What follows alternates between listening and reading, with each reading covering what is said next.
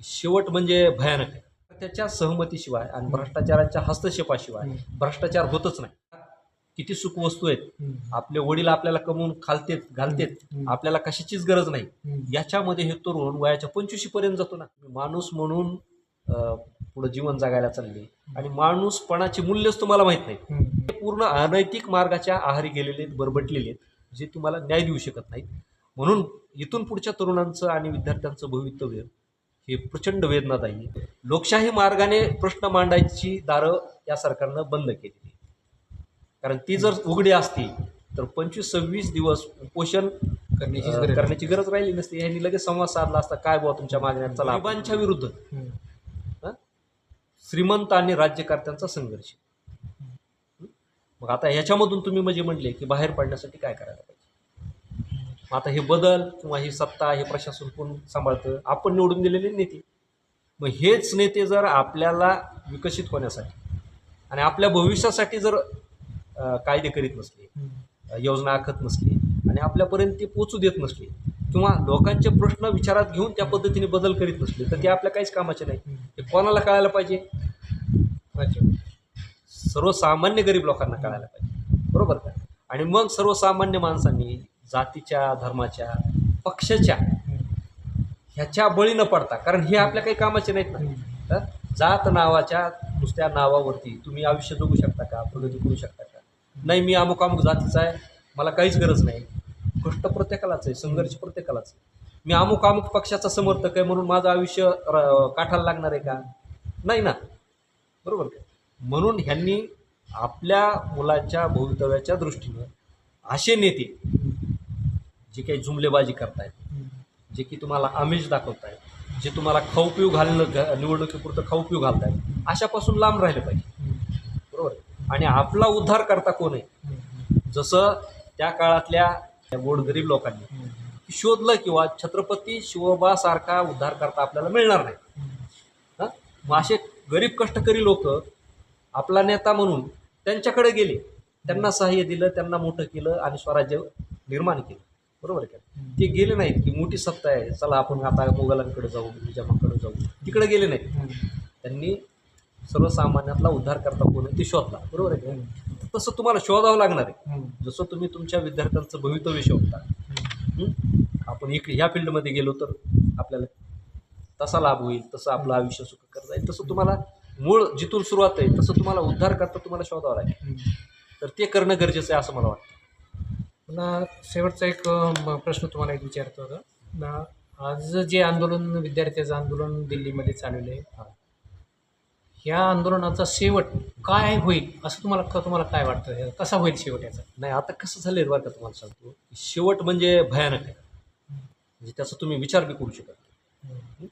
कारण काय झालेलं आहे की भ्रष्टाचार आणि उन्मत्त राज्यकर्ते यांना अडसरच राहिलेलं नाही. म्हणजे आत्तापर्यंत काय होतं की कायद्याचा धाक होता, न्यायव्यवस्थेचा धाक होता आणि नैतिकतेचा पण धाक होता.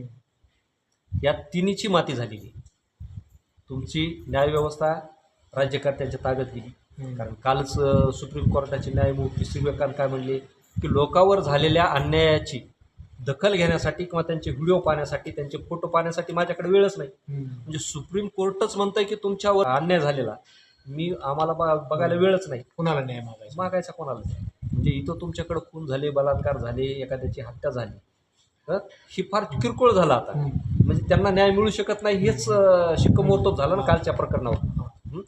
मग आता हे त्यांच्या ताब्यात गेलं, म्हणजे न्यायव्यवस्था गेली तुमची, लोकशाही गुंडाळून टाकलेली. म्हणजे तुमच्या मोर्चाची दखल घेतली जात नाही, तुमच्या आंदोलनाची दखल घेतली जात नाही, तुमच्या उपोषणाची दखल घेतली जात नाही.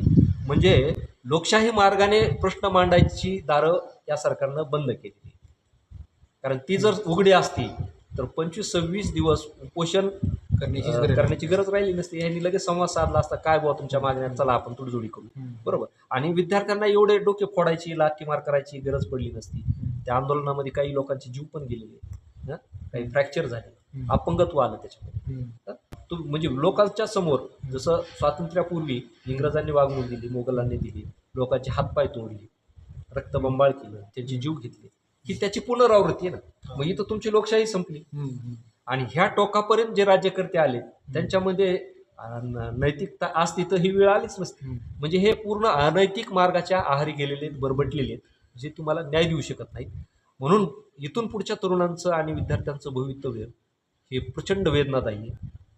एक तर नोकऱ्या राहिलेल्या नाही, आणि दुसरी गोष्ट की महागाई प्रचंड वाढलेली आहे, आणि त्यामध्ये तुम्ही जर सरकारकडे आधार मागायला गेला तर आता तुम्हाला रट्टे खावा लागते.